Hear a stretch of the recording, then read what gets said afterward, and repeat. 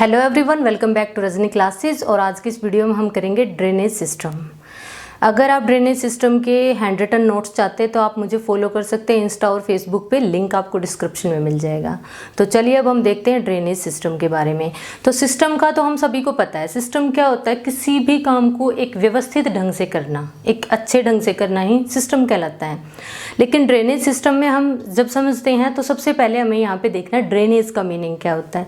तो ड्रेनेज के मीनिंग के बारे में जब भी हम बात करते हैं, ड्रेनेज की जो डेफिनेशन होती है वो होती है the flow of water through the well defined channels is known as drainage. अब यहाँ पे जो समझना है वो होता है कि चैनल्स के थ्रू जब वाटर का फ्लो होता है, एक व्यवस्थित ढंग से चैनल्स के थ्रू जब वाटर का फ्लो होता है तो उसे हम ड्रेनेज कह देते हैं। अब चैनल्स क्या होते हैं यहाँ पे हमें ये समझना है। तो जब भी हम चैनल्स को देखते हैं तो चैनल्स को हम 3 पार्ट में डिवाइड कर लेते हैं। तो उनमें आती हैं स्ट्रीम्स, ट्रिब्यूटरीज एंड रिवर्स। तो यहाँ पे हमें क्या समझना है कि चैनल्स क्या हैं। तो चैनल में स्ट्रीम्स होती है छोटी छोटी धाराएं जो बहुत सारी मिलकर एक ट्रिब्यूटरी को बनाती हैं। वैसे ही सेम होती हैं ट्रिब्यूटरी जिनकी लेंथ मेन रिवर से कम होती है, उनको हम कहते हैं ट्रिब्यूटरी, जो सहायक नदियाँ होती हैं। अब बहुत सारी जो ट्रिब्यूटरीज हैं वो मिलकर एक मेन रिवर को बनाती हैं। रिवर्स क्या होती हैं? रिवर में जो मेन रिवर होती है लेंथ इनकी बड़ी होती है। तो चैनल्स में तीनों चीज़ें आती हैं, स्ट्रीम्स, ट्रिब्यूटरीज एंड रिवर्स। तो यहाँ पे हमें क्या समझना, ड्रेनेज वो होता है जिससे वाटर का फ्लो स्ट्रीम्स, ट्रिब्यूटरीज और रिवर्स के थ्रू होता है। ये होता है ड्रेनेज। अब हम बात करते हैं पूरे ड्रेनेज सिस्टम की कि ड्रेनेज सिस्टम क्या होता है। जब ड्रेनेज यानी कि हमने देखा जब वाटर का जो फ्लो होता है वो जब रिवर्स के थ्रू, ट्रिब्यूटरीज के थ्रू एंड स्ट्रीम्स के थ्रू होता है, तो जब वो फ्लो करती हैं तो एक नेटवर्क बनाती हैं, जैसा कि आप मैप पे देख रहे हैं अभी। तो जो नेटवर्क जो बनाती हैं और जो इस तरह का जो ये बहते हुए यानी कि जो अपना एक पैटर्न बनाती हैं और एक जाल बना लेती हैं, उसी को क्या कहा जाता है? Drainage system. यहाँ पे एक बेसिकली हम कैसे समझ सकते हैं, सिर्फ समझने के लिए हमें यहाँ पे देखना है कि जब भी हम ड्रेनेज को देखते हैं तो यहाँ पे वर्ड आता है रेन। अब रेन का मीनिंग क्या है? सभी जानते हैं। रेन का मीनिंग होता है कि जो रेनी वाटर होता है यानी कि जो बरसात का पानी होता है। इसके आगे लग गया डी। अब डी का मतलब डिफाइंड, यानी कि जब रेन वाटर एक डिफाइंड चैनल्स के थ्रू फ्लो करता है तो उसको भी हम ड्रेनेज कह देते हैं। ये सिर्फ हमने एक सिंपली यानी कि लॉजिकली समझ सकते हैं हम इसको। अब आता है इसमें, जब भी हम ड्रेनेज सिस्टम की बात करते हैं तो हमने रिवर्स की बात की। रिवर्स में अब मेन रिवर्स होती हैं। मान लो ये कोई मेन रिवर है लाइक गंगा।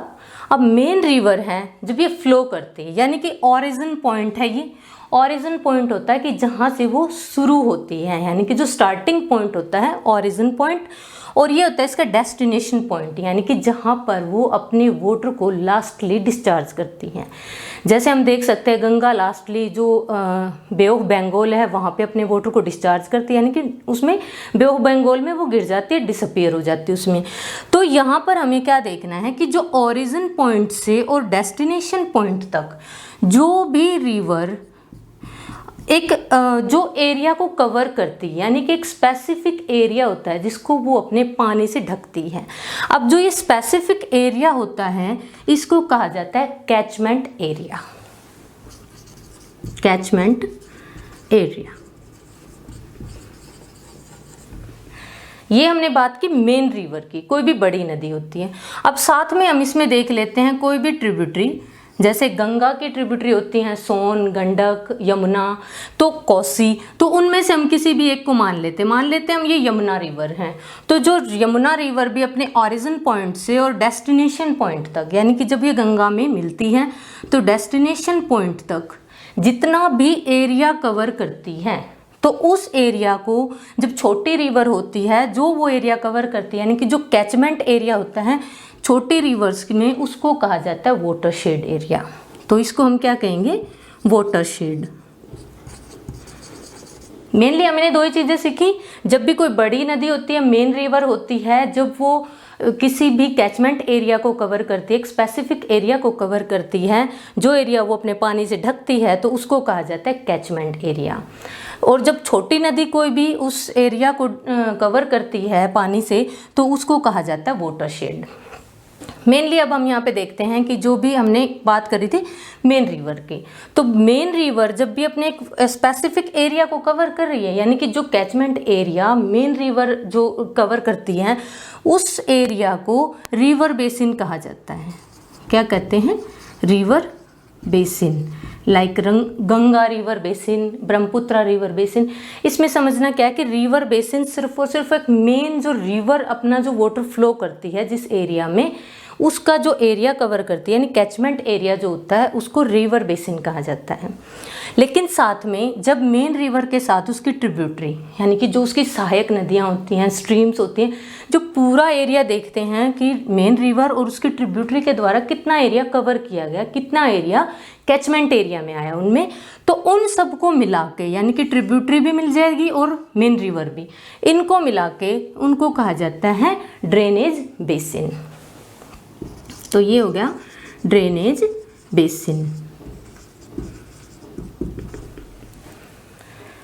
अब यहाँ पे हमने समझा कि रिवर बेसिन का पता चल गया कि मेन रिवर होती है, और जो कैचमेंट एरिया होता है, जो यानी कि जो मेन रिवर या बड़ी नदी होती है जो एरिया कवर करती है, उसको कैचमेंट एरिया कह देते हैं हम। और रिवर के साथ, यानी मेन रिवर के साथ उसकी ट्रिब्यूटरी भी होती है जो एरिया को कवर करती है, उसको ड्रेनेज बेसिन कहा जाता है। जिसमें हम बता सकते हैं जैसे गंगा, यमुना, कोसी, गंडक जो भी सारी मिलती हैं, उसमें मेन रिवर गंगा और उसकी सहायक नदियां जब मिलकर करती हैं तो उसको तो हम ड्रेनेज बेसिन कह देंगे। और जब सिर्फ और सिर्फ गंगा रिवर जो अपना वाटर फ्लो करती हैं, उसको कहा जाएगा रिवर बेसिन। तो यहाँ पे सिंपली हमने यही समझा। अब अगर हम रिवर बेसिन्स की बात करते हैं, वर्ल्ड में जो सबसे बिगेस्ट रिवर बेसिन है वो अमेजन रिवर का है। और अगर हम इसी में बात करते हैं इंडिया की, तो इंडिया में biggest river basin Ganga river का है। और जो ये एरिया कवर करती है, यानी टोटल इंडिया के एरिया का अप्रॉक्सीमेटली 25% एरिया गंगा रिवर जो बेसिन है वो कवर करती है। ओके, नेक्स्ट हम ड्रेनेज सिस्टम में देखते हैं categories of Indian river basin की। इंडियन रिवर बेसिन जितने भी हैं उनको कितनी कैटेगरीज में डिवाइड करते हैं। तो जब भी हम कैटेगरीज में डिवाइड करते हैं तो 3 कैटेगरीज मेनली बनती हैं, जिनमें से फर्स्ट है in the basis of the size of the catchment area, कि जो भी हमने बात की थी कैचमेंट एरिया की, तो जो भी रिवर एक कैचमेंट एरिया को कवर करती है, कितने स्क्वायर किलोमीटर एरिया को कवर करती है, उसके बेसिस पे, उनके साइज के बेसिस पर डिवाइड कर लेते हैं। तो अब हम इनमें देख लेते हैं कैचमेंट एरिया के साइज के बेस पर। तो फर्स्टली हम यहाँ पे देखेंगे रिवर बेसिन कि रिवर बेसिन कौन कौन से होंगे, जिनमें होते हैं मेजर, माइनर एंड मीडियम। और इसके बाद आएगा size of the catchment area,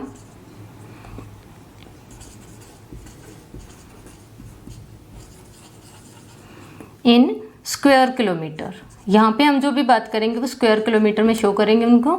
और इससे बाद आता है नंबर्स कि कितने नंबर हैं उनके, कि जो जो रिवर्स हम इसमें डिवाइड करते हैं उनके नंबर्स कितने हैं, वो संख्या कितनी है। तो फर्स्टली हम रिवर बेसिन में देखते हैं। तो फर्स्ट यहाँ पे आएगी मेजर रिवर। मेजर रिवर कौन सी होती है? जो साइज ऑफ कैचमेंट एरिया में हम किसको मेजर रिवर कहेंगे? जो equal to and more than 20,000 square kilometre area कि मेजर रिवर बेसिन हम किसको कहेंगे? या तो जिसका कैचमेंट एरिया 20,000 किलोमीटर होगा और या फिर 20,000 स्क्वायर किलोमीटर से भी ज़्यादा होगा, तो उसको हम कहेंगे मेजर रिवर बेसिन। अगर इंडिया में जब भी हम देखते हैं मेजर रिवर बेसिन की, वो कौन सी रिवर्स है जिनका catchment area more than 20,000 and equal to 20,000 square kilometre है, तो उनका नंबर्स यहाँ पे हम देखते हैं 14 कि कितनी रिवर्स हैं यहाँ पे इंडिया में। 14 रिवर्स ऐसी हैं जो कैचमेंट एरिया में 20,000 स्क्वायर किलोमीटर से भी अप जाती हैं, जिसमें हम मेनली बता सकते हैं ब्रह्मपुत्र, गंगा, ऐसे हम इनका एक सीक्वेंस में देख सकते हैं। तो वो नंबर्स की अगर हम बात करते हैं तो 14 नंबर्स हैं। नेक्स्ट इसमें आती हैं मीडियम। मीडियम जो होती हैं वो हम देखते हैं जो size of the catchment area होता है वो होता है between 2000 square kilometre to 20,000 square kilometre कि इसमें हम देख रहे हैं कि जो मीडियम रिवर बेसिन किसको कहा जाएगा कि जिसका कैचमेंट एरिया 2000 से लेकर यानी कि 2000 से लेकर और 20,000 स्क्वायर किलोमीटर तक का होता है, यानी कि इनके बीच में जो एरिया आता है उनको कहेंगे हम मीडियम रिवर बेसिन। और इंडिया में जब भी देखते हैं हम तो ऐसी 44 रिवर्स हैं। कितनी हैं? 44 रिवर्स ऐसी हैं जो मीडियम रिवर बेसिन में आती हैं। नेक्स्ट इसमें आती है थर्ड माइनर। माइनर में आती हैं कि जो कैचमेंट एरिया होता है उनका वो लेस देन 2000 होता है, यानी कि 2000 किलोमीटर से भी जो कम होता है, ठीक है, लेस देन 2000 स्क्वायर किलोमीटर। तो जो कम होता है उसमें जो आते हैं उनको माइनर रिवर बेसिन कहा जाता है, जो कि इंडिया में अगर मेनली हम देखते हैं तो उनकी संख्या है 55 यानी कि 55 है। और अगर वैसे देखी जाती है जो स्ट्रीम्स में आ जाती है यानी कि जिनकी जो एरिया वो कम कवर करती हैं, ऐसी बहुत सारी रिवर्स मिल जाएंगी। मेनली यहाँ पे 55 रिवर्स ही आती हैं। तो ये हमने देखा कि categories of Indian river basin में जो फर्स्ट पॉइंट हमने देखा in the basis of the size of catchment area, उसके थ्रू हम 3 कैटेगरीज में भी इनको डिवाइड कर सकते हैं, मेजर, मीडियम एंड माइनर, जो हमने उनके कैचमेंट एरिया के अकॉर्डिंग और उनके नंबर्स को भी शो किया। नेक्स्ट हम देखते हैं सेकंड पॉइंट इसका।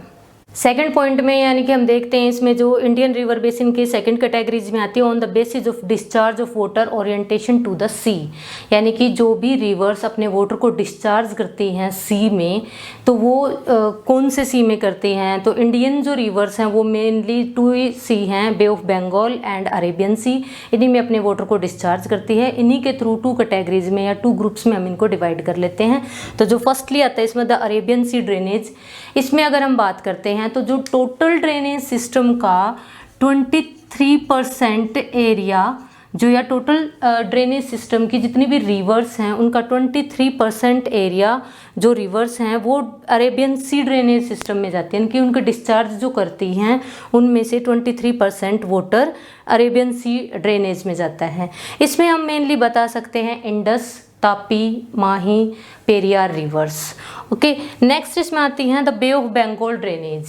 बे ऑफ बंगाल ड्रेनेज में अगर हम बात करते हैं टोटल ड्रेनेज सिस्टम की, तो इंडिया के टोटल ड्रेनेज सिस्टम का 77% वाटर जो डिस्चार्ज होता है, रिवर्स डिस्चार्ज करती हैं, वो किस में करती है? बे ऑफ बंगाल ड्रेनेज में। ओके, इसमें 77% जो वाटर अवेलेबिलिटी होती है। अब यहाँ पर जो रिवर्स होती हैं मेनली जो बे ऑफ बंगाल ड्रेनेज में आती हैं उनमें है गंगा, ब्रह्मपुत्रा, कृष्णा एंड महानदी। तो ये हमने बात की सेकंड कैटेगरी की, जिसमें हम ओरिएंटेशन टू द सी यानी कि वाटर को जो डिस्चार्ज था उसके थ्रू 2 ग्रुप्स में देख रहे थे। नेक्स्ट इसमें थर्ड जो कैटेगरी आती है उसकी हम डिस्कशन कर लेते हैं। ड्रेनेज सिस्टम के थर्ड अगर पॉइंट की या कैटेगरी की हम बात करते हैं, इंडियन रिवर बेसिन के थर्ड कैटेगरी होती है on the basis of mode of origin, यानी कि जो ओरिजिन है, उद्गम है, जहाँ से वो स्टार्ट होती हैं उनके बेसिस पर भी रिवर्स को डिवाइड किया गया। उनको भी 2 ग्रुप्स में डिवाइड करते हैं। फर्स्टली उनमें है the Himalayan drainage and second है the peninsular drainage. Himalayan drainage होता है वो इंडिया के नॉर्थ में, यानी कि हिमालय से जो भी रिवर्स निकलती हैं उनको वो हिमालयन ड्रेनेज में आती हैं। मोस्टली ये रिवर्स जो भी होते हैं हिमालयन ड्रेनेज की वो स्नो के मेल्ट होने से मोस्टली बनती हैं। वो स्नो जब मेल्ट होती है तो एक वो वाटर की शेप ले लेती है और रिवर्स बन जाती है। हम देखें तो जो रेनी वाटर होता है उससे भी हिमालयन रिवर्स होती हैं। इनको सदा नीरा भी कहा जाता है क्योंकि इनमें वाटर कभी भी सूखता नहीं है, हमेशा इनमें वाटर अवेलेबल रहता है। इसके अपोजिट है पेनिनसुलर ड्रेनेज। पेनिनसुलर ड्रेनेज में इंडिया के जो मिडल पॉइंट यानी कि मेनली अगर देखें तो अमरकंटक की जो भी पहाड़ियाँ उनसे निकलने वाली जो रिवर्स होती है वो पेनिनसुलर ड्रेनेज में आती हैं। पेनिनसुलर ड्रेनेज में जितनी भी मोस्टली जो रिवर्स होती है वो रेन के कारण ही होती हैं और इनका जो अगर ओरिजिन पॉइंट हम देखते हैं तो वो इंडिया के मिडल से होती हैं, यानी कि अमरकंटक की जो पहाड़ियाँ उनसे निकलती हैं। हिमालयन रिवर वो नॉर्दर्न पॉइंट से निकलती हैं। अगर हिमालयन ड्रेनेज की अगर हम बात करते हैं तो उसमें आते हैं गंगा, यमुना, ब्रह्मपुत्रा, इंडस, ये रिवर्स आते हैं। और पेनिनसुलर ड्रेनेज की अगर हम बात करते हैं तो उसमें आती हैं साबरमती, माही, तापी और पेरियार, ये रिवर्स पेनिनसुलर ड्रेनेज में आती हैं। ये ये हमने इनकी ब्रीफली बात की है जब भी हम इनको कैटेगरीज में डिवाइड कर रहे थे ऐसे। तो जो मेनली अगर हम इनको देखें तो काफ़ी जो डिस्कशन है इसके बारे में वो हम नेक्स्ट वीडियो में करेंगे, क्योंकि उनको अभी हमने ब्रीफली थोड़ा थोड़ा समझ लिया है। बाकी मेनली जो हम इनको अच्छे से समझेंगे वो नेक्स्ट वीडियो में डिस्कशन करने वाले हैं। अब हम देख लेते हैं पैटर्न्स कि ड्रेनेज सिस्टम में जो भी ड्रेनेज के जो पैटर्न्स होते हैं वो कौन कौन से होते हैं।